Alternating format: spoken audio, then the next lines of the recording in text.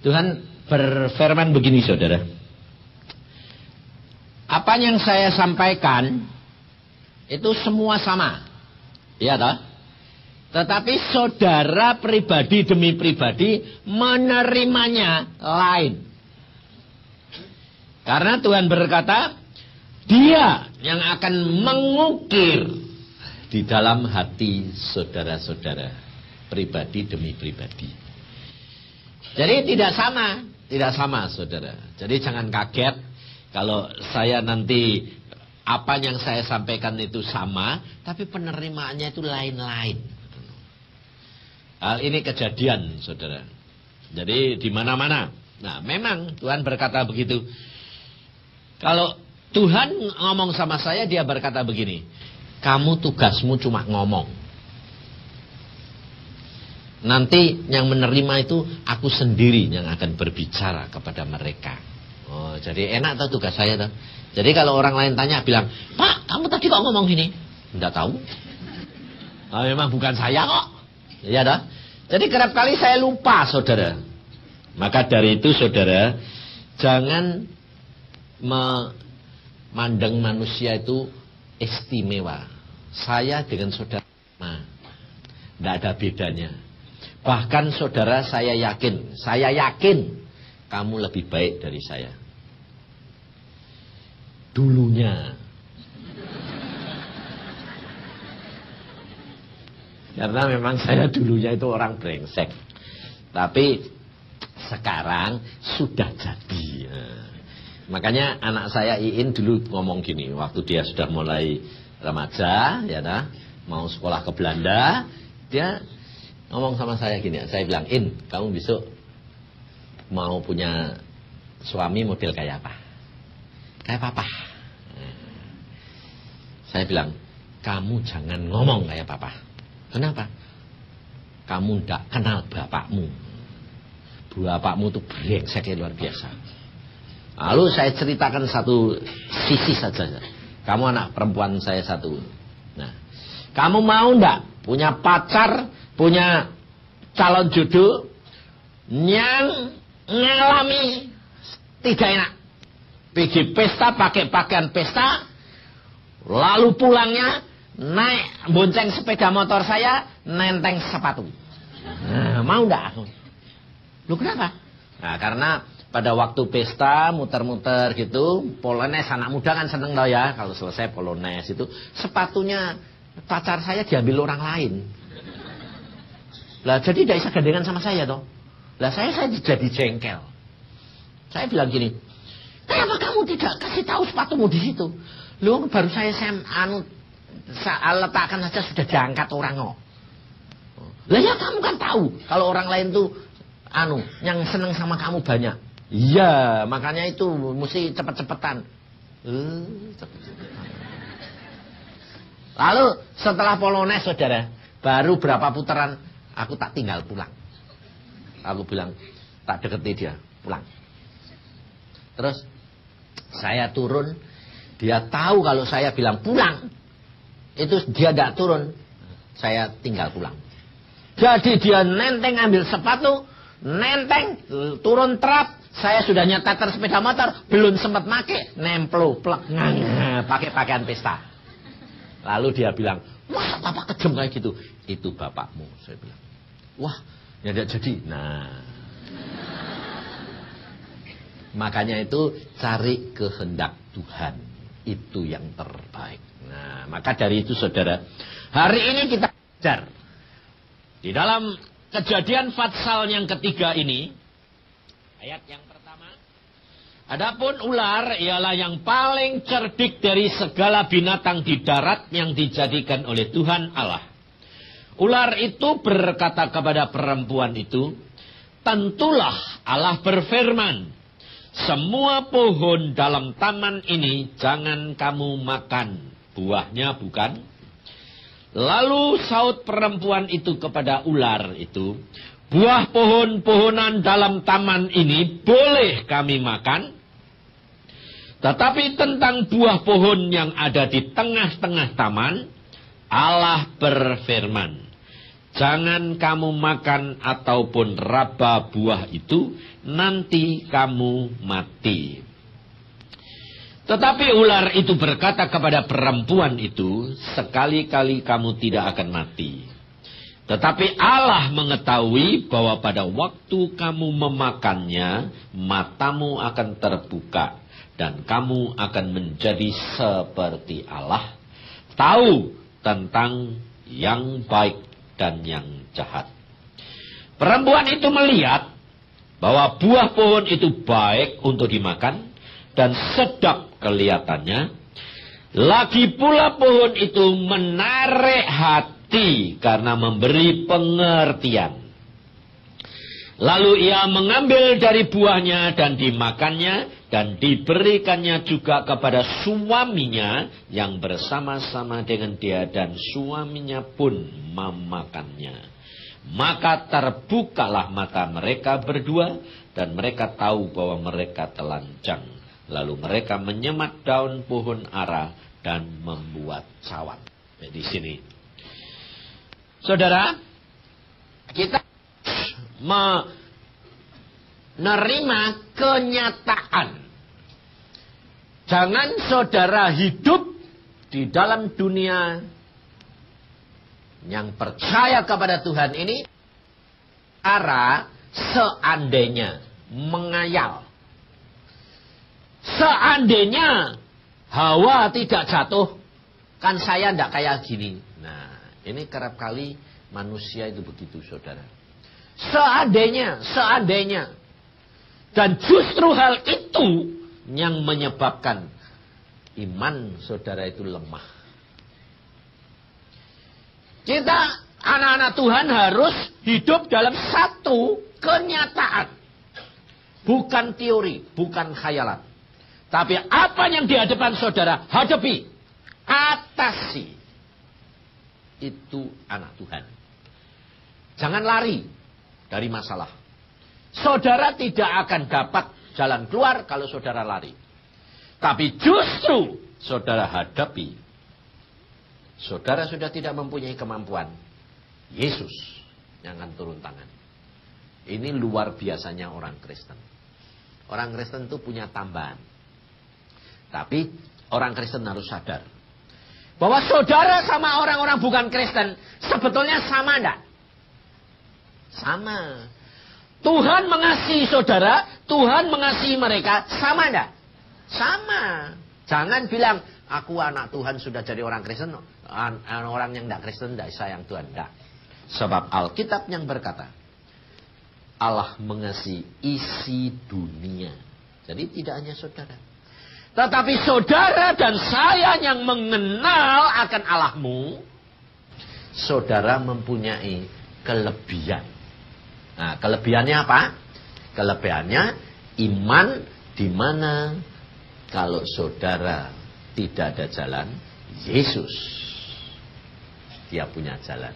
Karena dia berkata, akulah jalan, kebenaran dan hidup. Ini bedanya, saudara.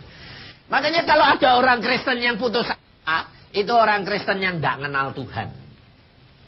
Orang Kristen tidak pernah putus asa. Kenapa? Karena mati pun untung, betul? Mati untung, betul tak? Karena habis mati masuk surga. Saudara kepengen masuk surga enggak? Pengen.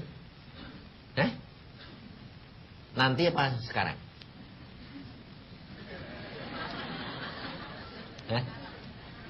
Sekarang? Mau? Mau. Nah, saudara, hamba-hamba Tuhan menubuatkan tahun ini adalah tahun penuaian. Lalu pikiran saudara kalau penuaian gitu, apa yang dituai? Pasti jiwa-jiwa dah. Iya. Loh, sekarang coba saudara tanya petani, tanya siapa? Padi, gandum yang baru ditanam, terus lusanya dituai. Atau Tadi ditanam, tumbuh dulu, berbunga, terus berbuah. Sudah berbuah, masak, baru dituai. Nah, ngerti enggak? Saudara ini gandum-gandum enggak? Gandumnya Tuhan enggak? Ya. Sudah masak apa belum?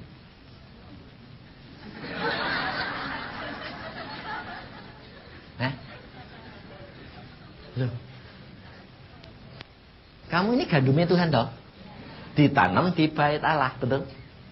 Sudah masak belum? Sudah?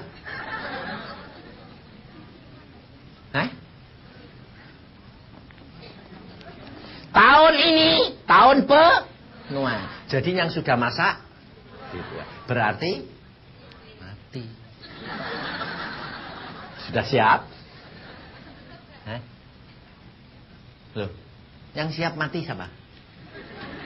Yang tuwek.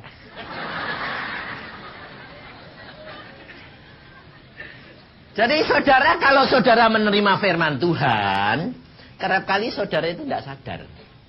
Sebab apa? Sebab kamu terima, lalu kamu tafsirkan menurut keberadaan saudara. Salah. Waktu saya dapat berita nubuatan hamba-hamba Tuhan, tahun ini adalah penuaian. Wah, saya bilang, puji Tuhan. Terus saya doa. Tuhan, saya ini kalau ngomong sama Tuhan itu tidak seperti saudara.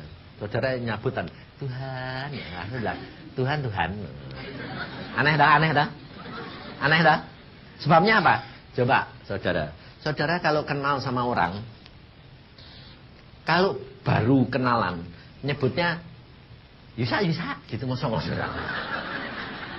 Pak Yusa, ya dah, sekali dah. Tapi kalau kamu sudah akrab, nyebutnya piye? Anakmu.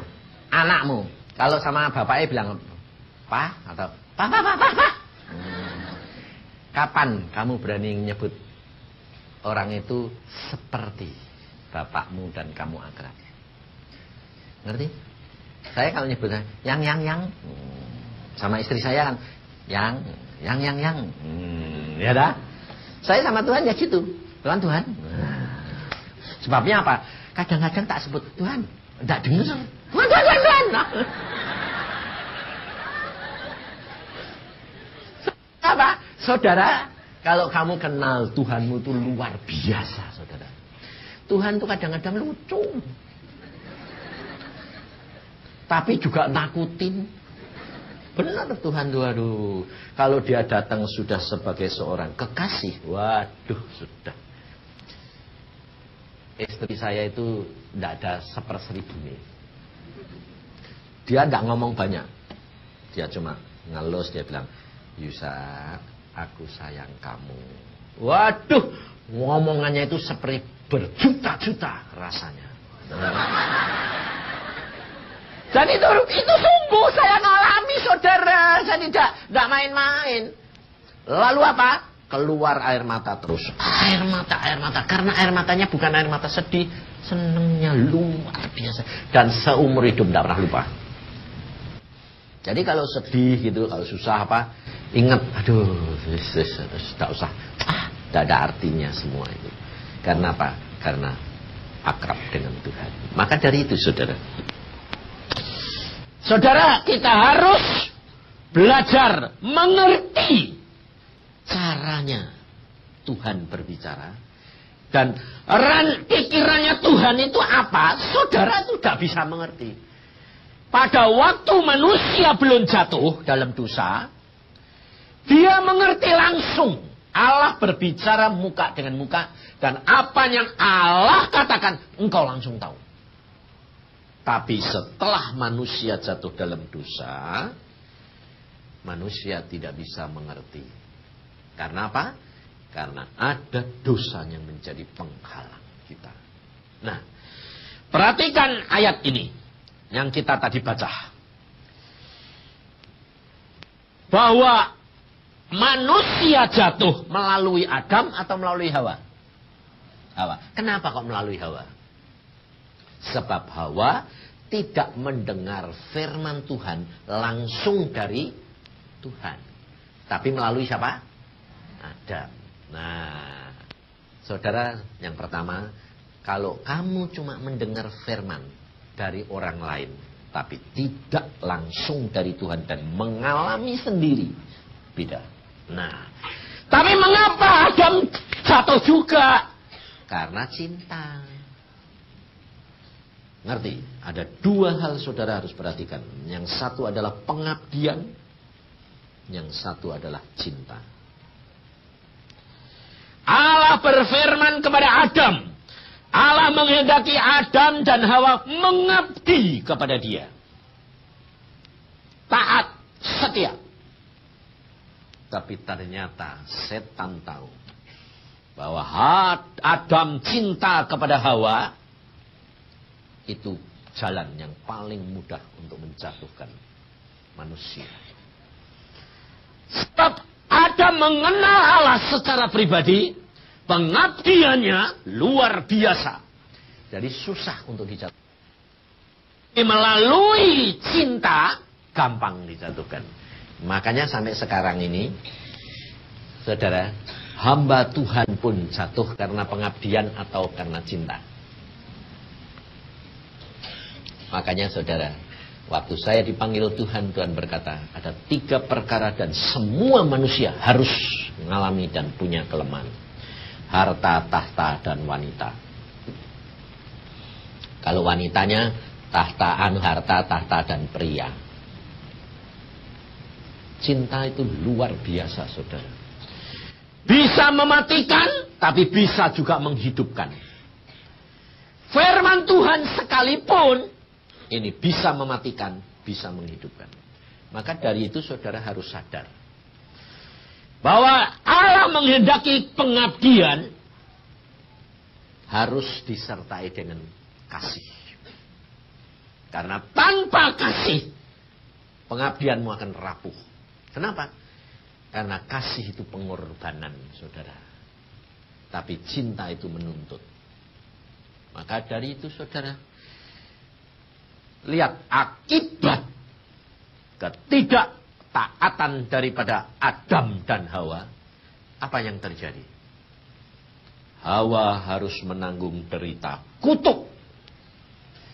Alkitab berkata kepada perempuan ini, ayat 15, aku akan mengadakan permusuhan antara engkau dan perempuan ini, antara keturunanmu dan keturunannya. Keturunannya akan meremukkan kepalamu dan engkau akan meremukkan tumitnya. Firman-Nya kepada perempuan itu, susah payahmu waktu mengandung akan kubuat sangat banyak. Dengan kesakitan engkau akan melahirkan anakmu, namun engkau akan birahi kepada suamimu dan ia akan berkuasa atasmu. Perhatiin saudara. Tuhan tidak mengatakan, aku akan mengadakan percideraan kamu dengan Adam. Enggak tahu. Perempuan. Karena kejatuhan manusia melalui perempuan, maka perempuan yang harus bertanggung jawab. Saudara tahu? Padahal perempuan Hawa ini, dia di bawah Adam. Tapi dia harus bertanggung jawab. Jadi, ngerti? Bahwa setiap orang yang berbuat dosa, langsung bertanggung jawab sendiri-sendiri. Nah, perempuan tidak bilang gini, aku kan tidak salah. Tidak bisa, saudara. Saudara harus bertanggung jawab. Makanya saudara itu harus pintar. Seandainya pada waktu Hawa itu dicobai sama setan itu, dia pintar bahwa dia adalah di bawah perintah daripada suaminya. Dia segala sesuatu harusnya apa? Ngomong dong. Nanti dulu saya tak tanya suamiku. Nah, yang iblis bakal kalah enggak? Kalah. Tapi dia enggak memutusi. Lah ini. Makanya rumah tangga sampai sekarang saudara. Rumah tangga itu baik atau tidak, sebetulnya kuncinya di tempat siapa?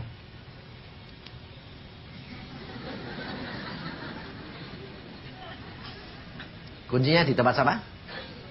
Perempuan. Saudara, loh, kenapa saya katakan perempuan? Kenapa saya tidak katakan istri? Sekarang rumah tangga ini, suami istri. Kok suaminya ini bisa kecantol orang lain ini? Yang nyantol ini laki lain atau perempuan?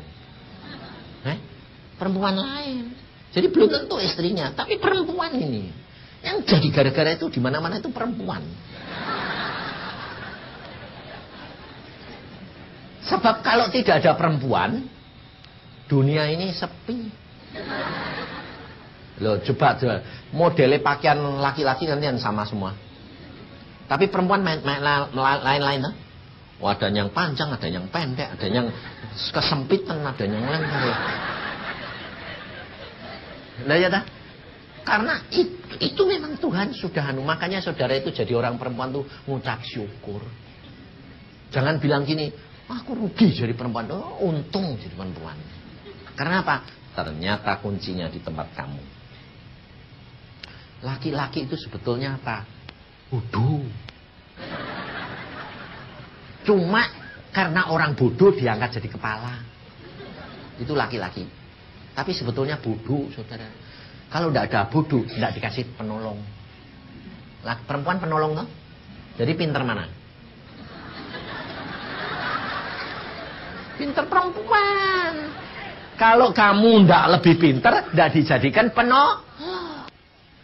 Makanya perempuan itu sadar, itu lebih pinter dari laki-laki. Tapi ingat,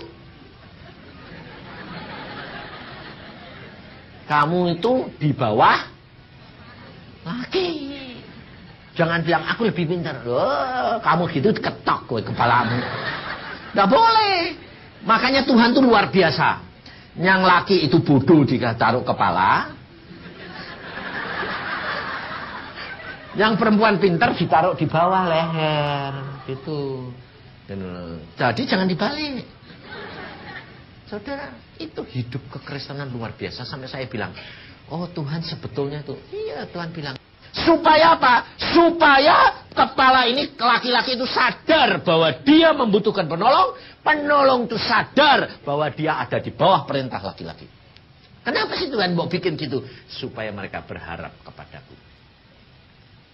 Karena aku yang menetapkan segala-galanya. Luar biasa. Maka dari itu saudara, lalu Tuhan berkata, kalau engkau dari permulaan iblis ini menjatuhkan perempuan itu, maka perempuan itu dapat kutuk. Mengandungnya sengsaranya banyak. Lalu makanya zaman sekarang, saudara, kutuk-kutuk ini tidak bisa dilepaskan tanpa melalui Yesus. Tidak bisa, saudara. Karena apa? Karena ini kutuk ini, firman ini harus terjadi. Tetapi ini bisa dirubah, bisa diatasi kalau engkau melekat sama Yesus.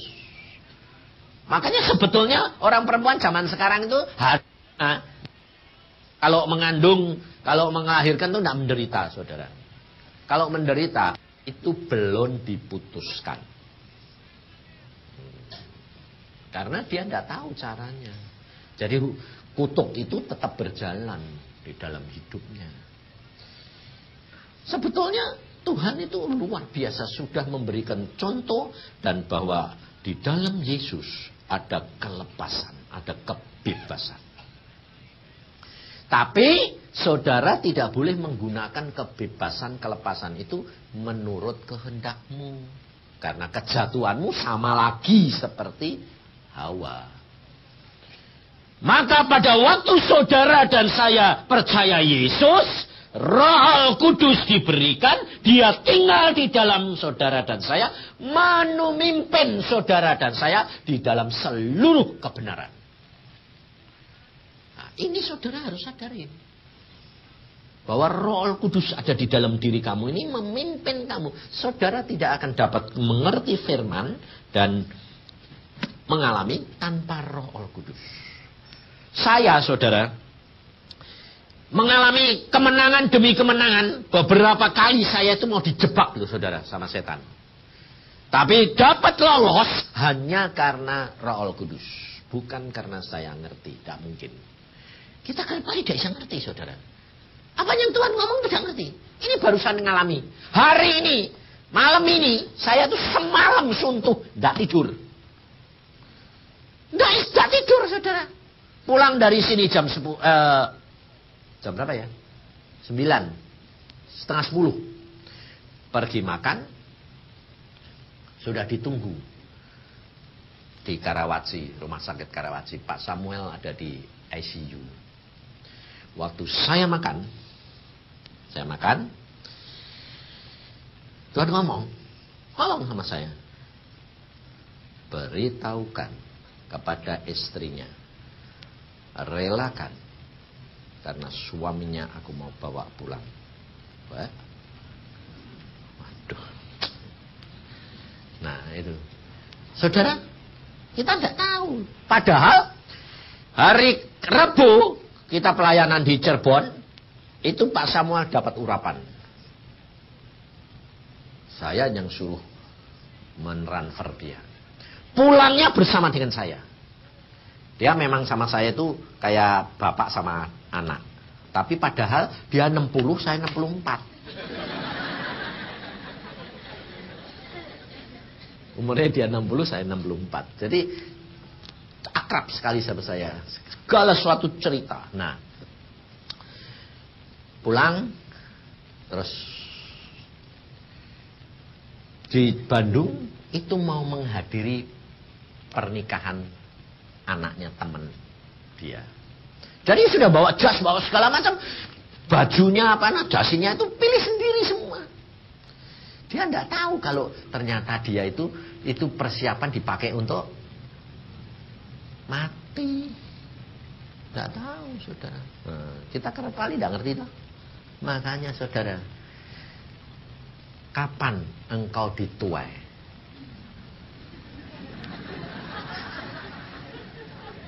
Tidak tahu tak? Tidak tahu. Yang sebetulnya kamu yang tahu.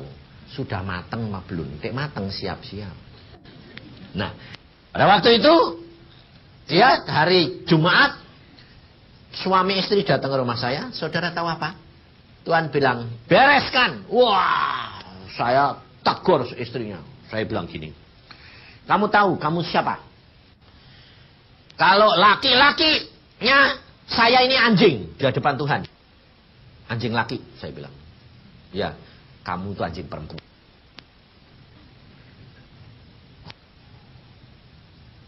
Jadi saya brengseknya sama-sama kamu. Persis sama. Kaget ya. Dari situ Tuhan menyatakan apa yang dilakukan. Dia bertobat. Cepat beres-beres sama suamimu. Jangan terlambat. Beres-beres sama suami. Tangis-tangisan.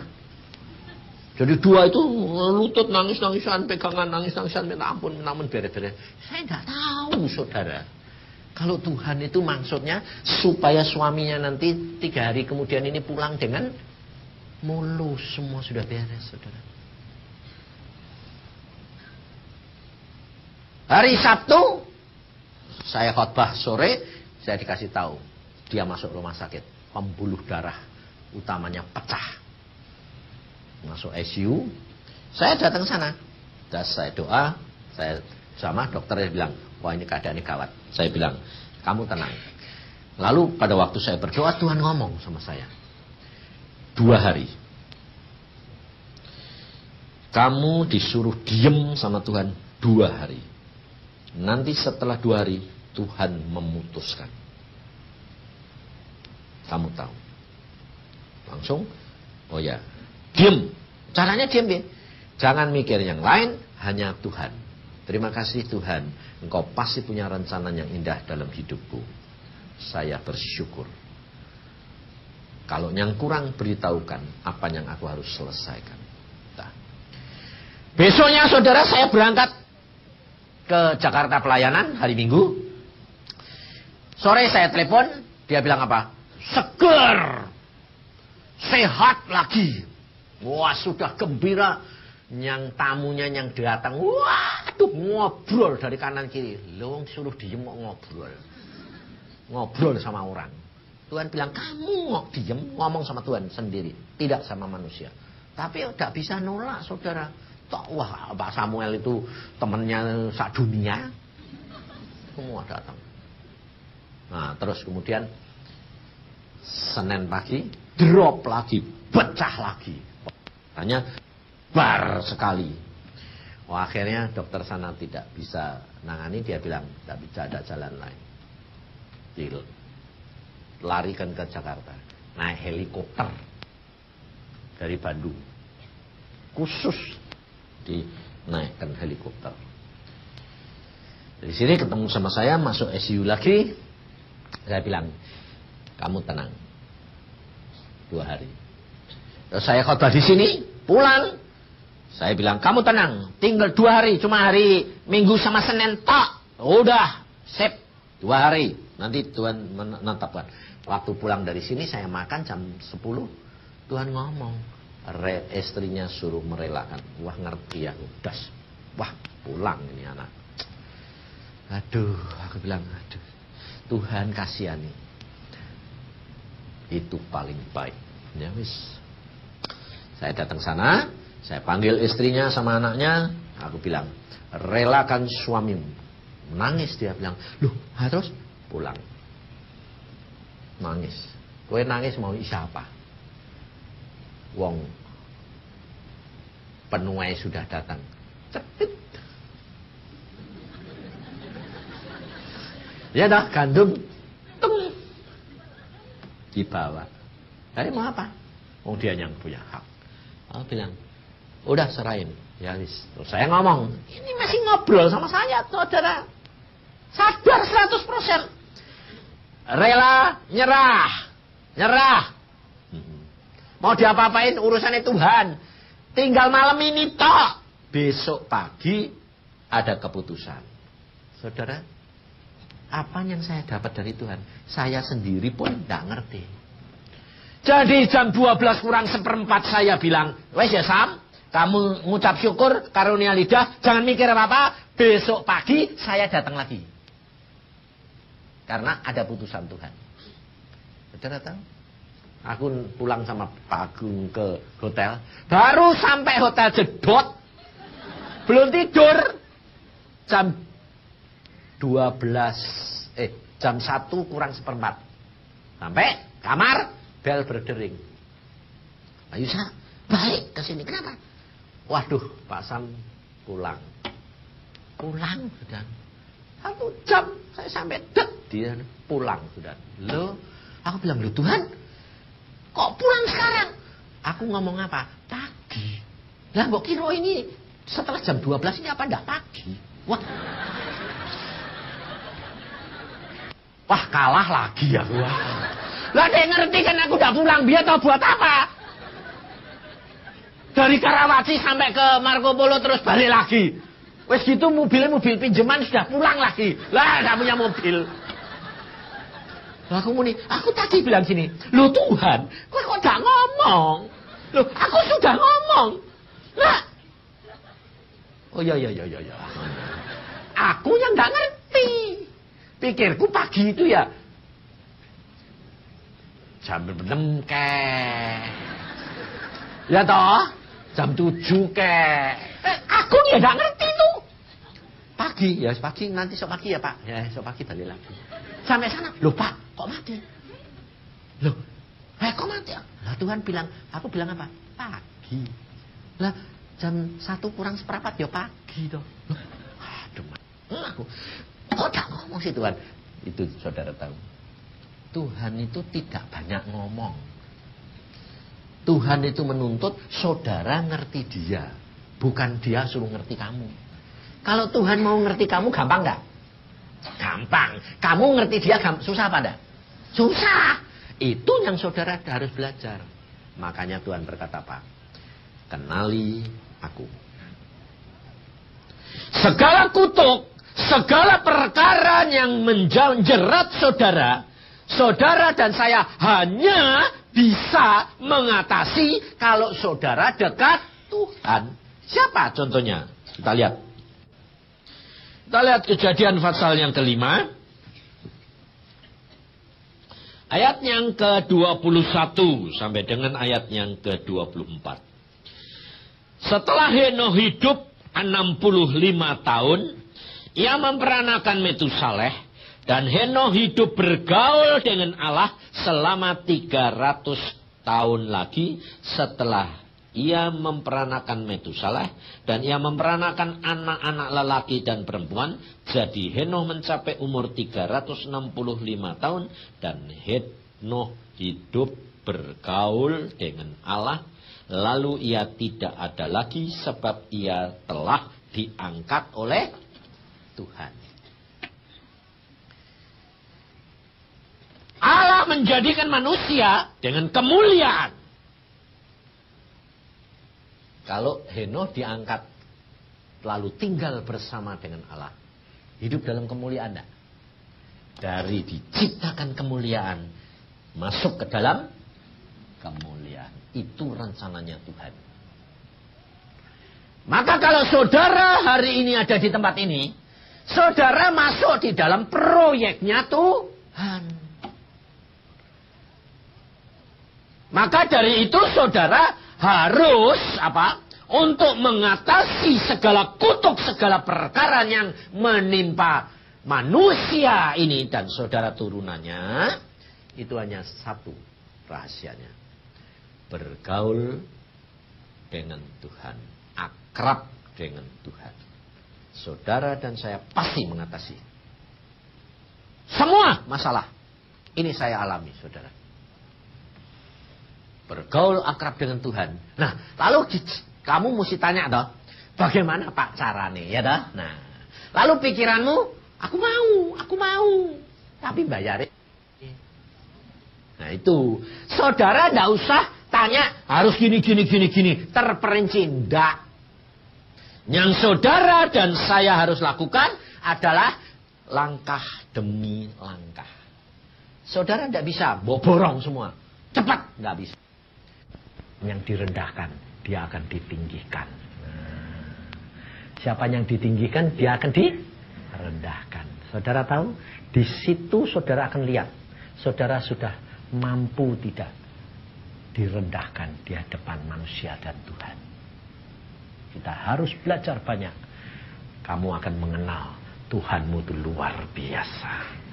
Makanya saya sekarang itu saudara, orang ngomong apa, mesem aja. Saya bilang, relax. Kenapa? Tidak apa-apa. Semua itu justru mendidik kita. Tahu karakter kita. Mengenal Tuhan. Luar biasa. Hidup untuk Kristus. Mati untung. Maka dari itu saudara, siapkan dirimu. Kita masuk di dalam perjamuan ini. Dan kita menyadari. Katakan. Setiap pribadi katakan, kalau engkau nanti menerima roti, saudara tahu bahwa ini lambangnya dagingnya Yesus yang sudah diberikan untuk engkau. Jadi kalau engkau nanti makan, kau harus perhatikan. Mari Tuhan, dagingmu masuk ke dalam tubuhku, menyatu dengan dagingku, kuasai dagingku. Supaya dagingku ditundukkan oleh daging Yesus. Kalau kamu makan anggur, darah menyatakan darah Yesus. Jiwa itu di dalam darah. Kamu ngomong. Sebabnya ini saya diajari Tuhan sendiri. Kamu ngomong. Karena Tuhan berkata apa? Dengan mulutmu kau dibenarkan. Kamu ngomong. Ngomongnya kemana? Mari Tuhan, kuasai jiwaku. Darahku oleh darahmu. Karena jiwaku ada di dalam darah, maka jiwaku pun engkau kuasai.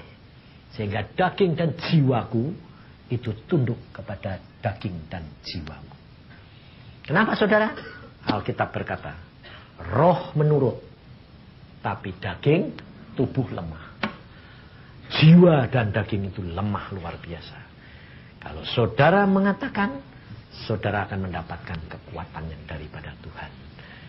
Karena dengan Tuhan, engkau akan menghadapi segala perkara. Mari kita tundukkan kepala.